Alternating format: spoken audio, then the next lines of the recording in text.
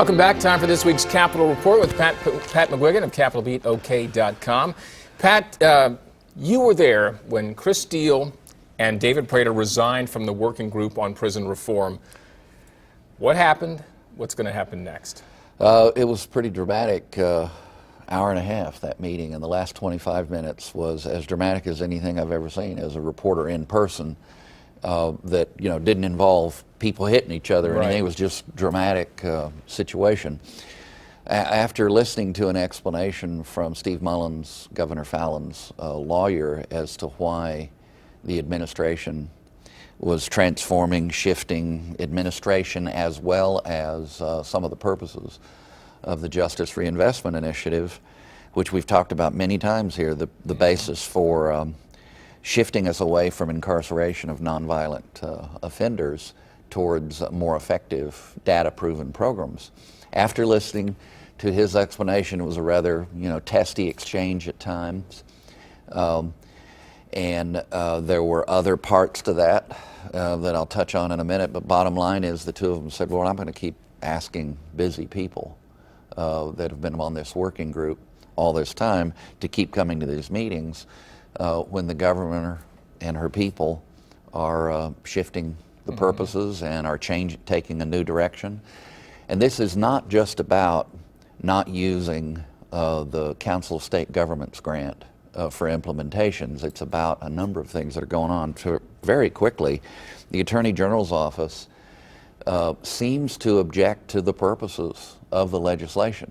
And I knew Brad Reynolds would be a good example in Washington, D.C., one of the top guys at the Department of Justice, and he did a very good job of administering and implementing laws that he personally didn't agree with because they were the law. And so I'm frustrated by that and concerned because it's not only something I've reported on, but something that I think it is overdue, and it makes sense to get us out of the top 5 in incarceration and follow a model like Texas that's worked.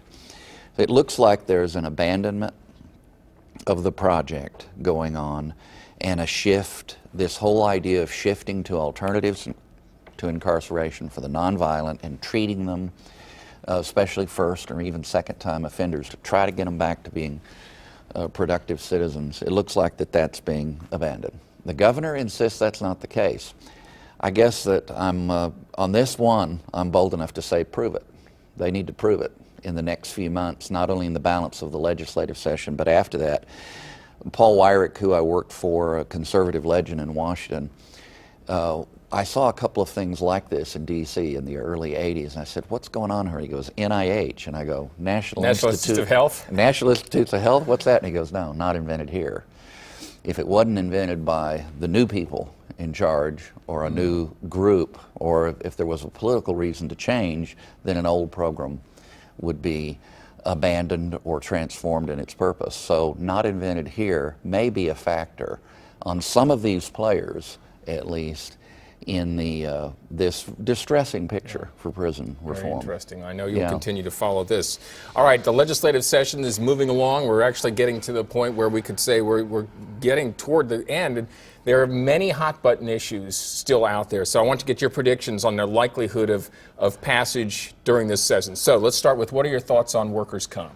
I think there'll probably be a workers' comp reform, and we'll probably shift towards an administrative system, but there are challenges because of the concerns about costs, and I'm not sure that Speaker Shannon is entirely on board with the approach that's being taken in the Senate bill. So probably. Okay. That's my prediction. American Indian Cultural Center and Museum. There's several options. Small, direct appropriation to assist getting the program going. A partial bond, although the Speaker and others have said that they're not a big fan of doing a bond issue this year, or nothing. I'd predict one of the first two. Something will happen to assist getting the Indian Center closer to completion. Okay. Armed teachers. It probably won't make it, but it sure was a conversation starter, and it is a different look at the issue, and frankly, I think it's an intriguing look at the issue, especially in our part of the world, maybe not somewhere else. So due credit to the fellows that worked on that in the House. I just think it's probably not going to make it past the Senate. Income tax rate reduction. I would have said no a few days ago. Now I'm thinking there will be an income tax cut of some kind because the state chamber has expressed support, and I was able to write that story this week. So lots to come. One last fun prediction? Yeah, I'll be wrong on something. At least on one. Okay. So stay tuned. And read more about these and other topics at CapitolBeatOK.com. For Pat McGuigan, I'm Alex Cameron. Have a great weekend.